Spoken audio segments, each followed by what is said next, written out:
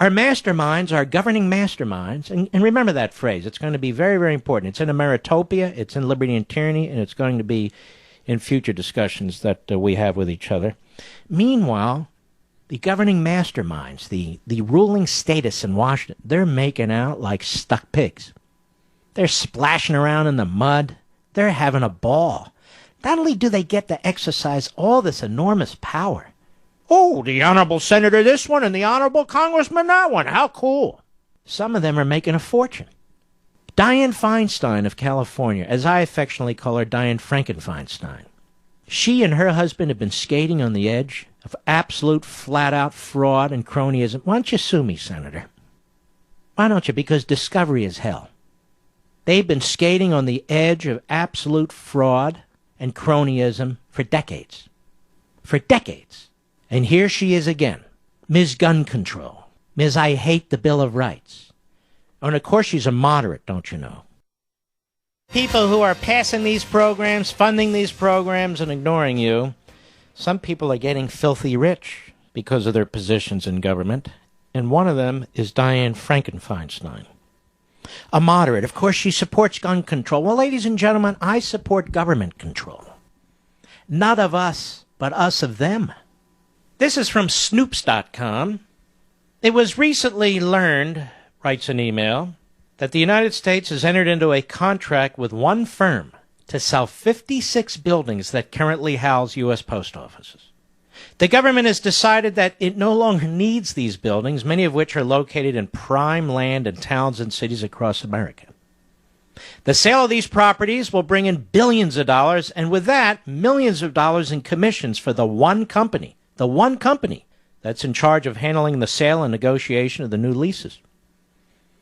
Now, what makes this such a matter of concern is that the company that the government is contracted with to conduct the sales and the corresponding leases for the new locations of the displaced post offices, well, it's owned by Richard Bloom. Does that name mean anything to you? Maybe it should, rephrased, and say that the person who owns the company that is solely in charge of this multi-million-dollar transaction is Richard Bloom, or perhaps it pronounces it Blum, the husband of Senator Dianne Feinstein. Further, facing a deficit of billions of dollars, the United States Postal Service, USPS, has floated a number of proposals to reduce the deficit, including selling off hundreds of post office properties in order to gain cash flow and reduce expenses. According to the Postal Service's 2012 report to Congress, more than 600 buildings nationwide have been earmarked for disposal, and the USPS Properties for Sale website currently lists 41 buildings for sale across the U.S., in addition to 11 land parcels. In 2011, the C.B. Richard Ellis Group, now the CBR Group, the world's largest commercial real estate services firm, was awarded an exclusive contract to market the facilities, which CBRE touted by announcing, this is the company, historically, USPS has worked with multiple real estate service providers. The new contract enables USPS to consolidate these activities with one service provider. Well, isn't that efficient? This award has been the subject of some controversy, as CBRE's chairman of the board is Richard Blum, the husband of Senator Dianne Feinstein, who represents the state of California in the United States Senate. Although it's true that Blum is both CBR's chairman and the spouse of a U.S. senator, it's not accurate to say that he's solely in charge of CBR, not that he owns the company. CBR is headed by President and Chief Executive Officer Robert whatever. It's a public company. It is true, however, that Blum Capital, a private equity firm founded by Richard Blum, is one of CBR's larger institutional stockholders. This is beside the point. The point is Blum's going to make multi-millions of dollars from this. This isn't capitalism. Writing in the San Francisco Chronicle, columnist Andrew Ross quoted a representative of Senator Feinstein as asserting she's not involved in her husband's business dealings, and the contract between the USPS and CBRE was not initiated or influenced by Congress. Really? So I guess they didn't know that Richard Blum was the chairman of the board of this particular company. No way! Just happened that way. And I guess before, when they had competitive agencies doing this, now exclusively one, That's for pure efficiency purposes.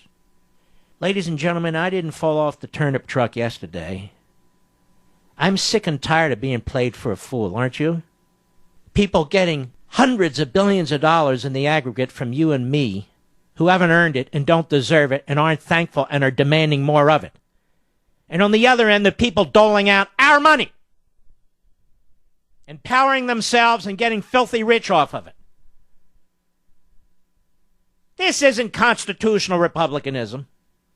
As for accusations of a conflict of interest, the columnist writes, and suspicions that Feinstein may have influenced the award of the contract to her husband's firm, Feinstein's office strongly denies the charges. Yet in 2012, Feinstein voted for an amendment to a postal reform bill that would have temporarily halted post office closings. The amendment was defeated in the House. Wow. Then she's in the clear, huh? She's in the clear. How stupid do they think we are? Obviously, she voted to halt it, but there were enough votes to allow it.